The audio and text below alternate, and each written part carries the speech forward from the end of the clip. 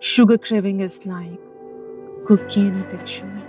खुशी है तो मीठा चाहिए, पुप्पी घर आ गई है तो मीठा चाहिए, सास बहू के ड्रामे देखने हैं तो मीठा चाहिए, एग्जाम्स हैं तो मीठा चाहिए, काम करने बैठूं तो मीठा चाहिए, अपने आप को रेजिस्ट करने के बावजूद मैं कंट्रोल नहीं कर पाती हूँ, कंसंट्रेशन ही नहीं बनती है यार। जब तक कि मैं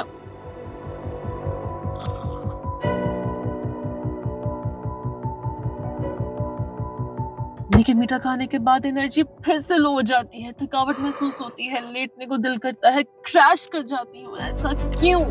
और काम करते वक्त हर 1 से 2 घंटे बस स्नैक्स चाहिए होते हैं, क्योंकि काम करने के साथ साथ दूसरों की जिंदगी में क्या चल रही है सोचते सोचते दिमाग की बैटरी ड्रेन हो जाती है। सिर्फ यही नहीं, 3 टाइम प्रॉपर मील्स के बावजूद बीच बीच में हल्के फुल्के टच जैसे की जरूरत पड़ती है।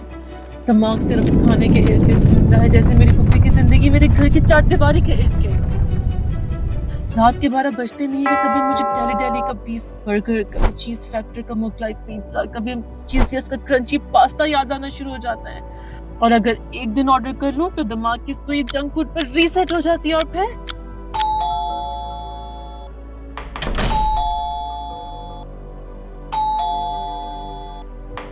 जंक फूड एंजॉय करने के बाद फिर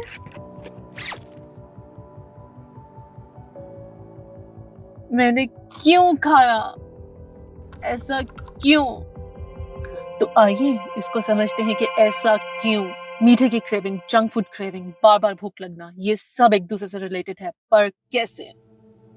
मुझे जब मीठे की और जब बर्गर की क्रेविंग हो रही थी तो मेरे ब्रेन में डोपामिन वो इमीडिएट प्लेजर के लिए तंग कर रहा था, और मीठा खाते हुए डोपामिन को सुकून मिला तो इसकी जगह ली कॉर्टिसोल हार्मोन ने, यानी कि डोपामिन स्पाइक से मुझे वो इमीडिएट प्लेजर मिला और इसके 2 मिनट बाद ही कॉर्टिसोल स्पाइक से मुझे मिला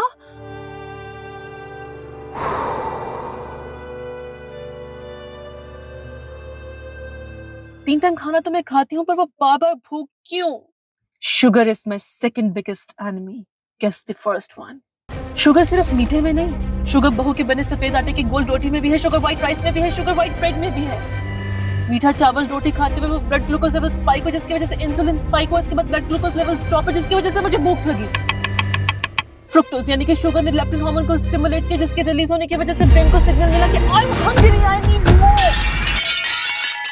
हर पहलू का एक दूसरा रुख भी होता है। मीठा रोटी चावल ब्रेड जिसको मैं अपना फ्यूल सोर्स समझ रही थी, उससे मुझे एनर्जी नहीं, उससे मुझे मिला सिर्फ stress, anxiety, depression, weight gain, frustration, more food cravings, poor concentration, lack of motivation. 2 minute के प्लेजर के लिए मैं अपने ब्रेन के हाथों ब्लैकमेल हो रही थी।